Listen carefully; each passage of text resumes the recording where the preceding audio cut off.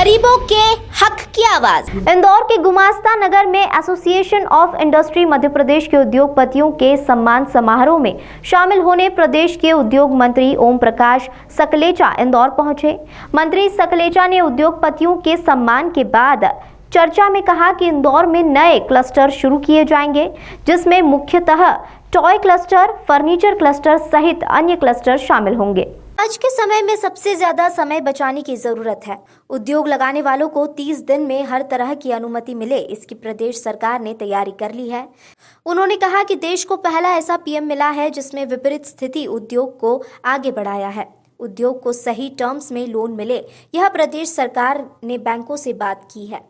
आत्मनिर्भर एमपी में देश में अव्वल लाने के लिए उद्योगपतियों को भी अपनी जिम्मेदारी निभाना होगी।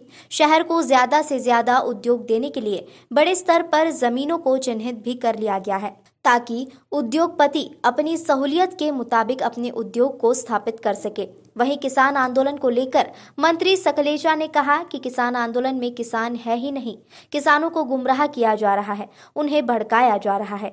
वहीं एसोसिएशन ऑफ एमपी में मंत्री सकलेचा के इंदौर में 7 क्लस्टर हाउस खोले जाने और उस नई उद्योग नीति लागू करने का स्वागत किया है।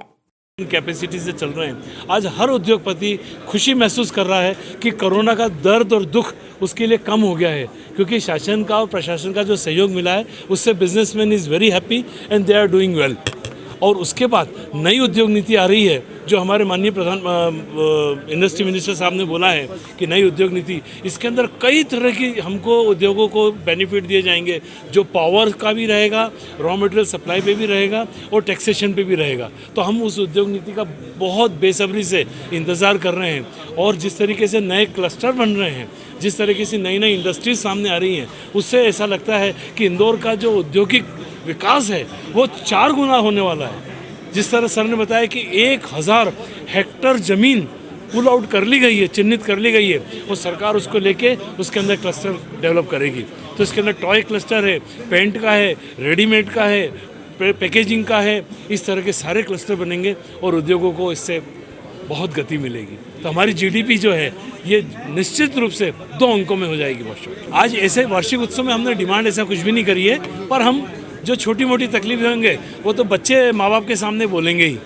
कितना भी अच्छा वातावरण हो जाएगा, उसके बाद भी बच्चे कुछ ना कुछ तो माँ बाप से मांगेंगे ही।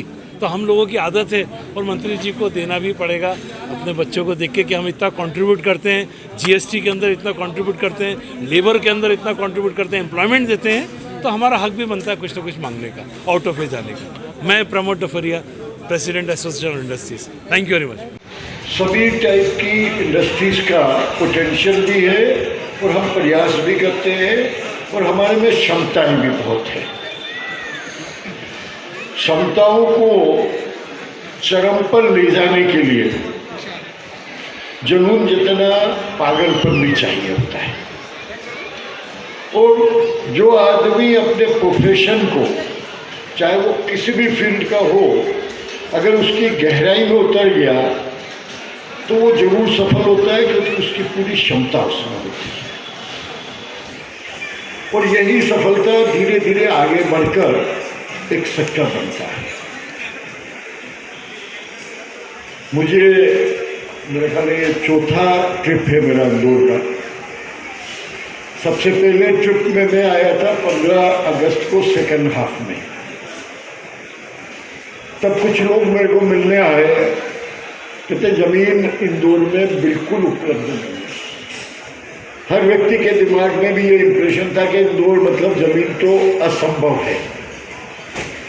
लेकिन जब शुरू की बात तो 1,500 से 2,000 हेक्टेयर ज़मीन 7 दिन में हमें मिल गई, विदिन 20 किलोमीटर की एरिया। तो जब ज़मीन इतनी दिखी तो फिर ये सोच की शुरुआत हुई